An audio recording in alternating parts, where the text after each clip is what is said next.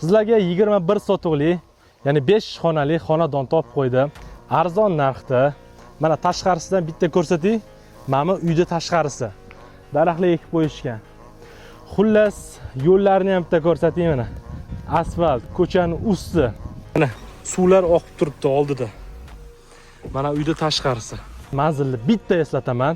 Toshkent viloyati, Quyichirchiq tumani, Bishkent mahallasi.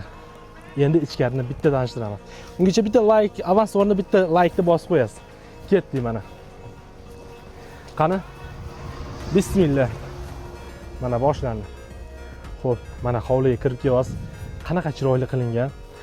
Da hali ko'chib kelishmagan, 3 xonasi bitgan, 2 xona hali remont talab. Biz bo'ladi. Mana ko'rayotgan bo'lsa chiroyli qilingan mana shu taraf. Xullas, suvi ham bor. Mana shu suv ham oqib turibdi mana. Endi uyda ichkarisini ham bitta ko'rsataylik. Xullas, bitgan xonalarni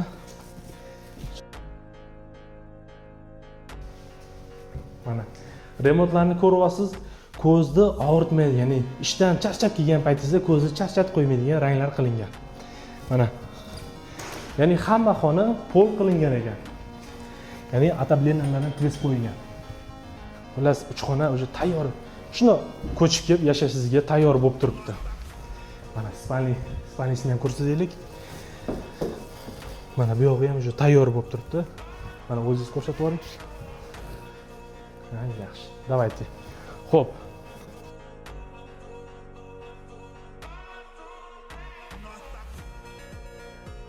Ko'rasiz.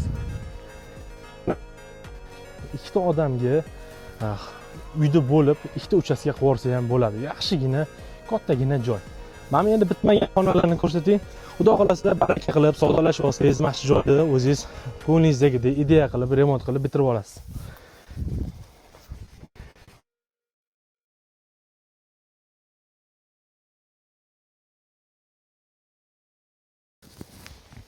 Qarang.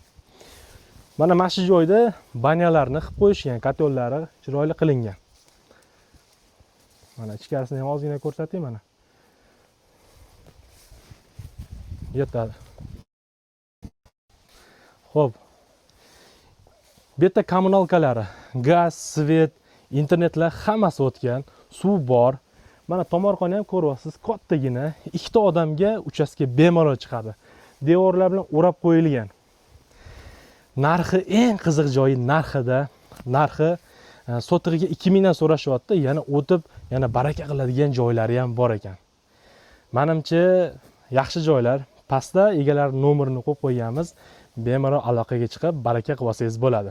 Mana shu joy sizga nasib qilsin.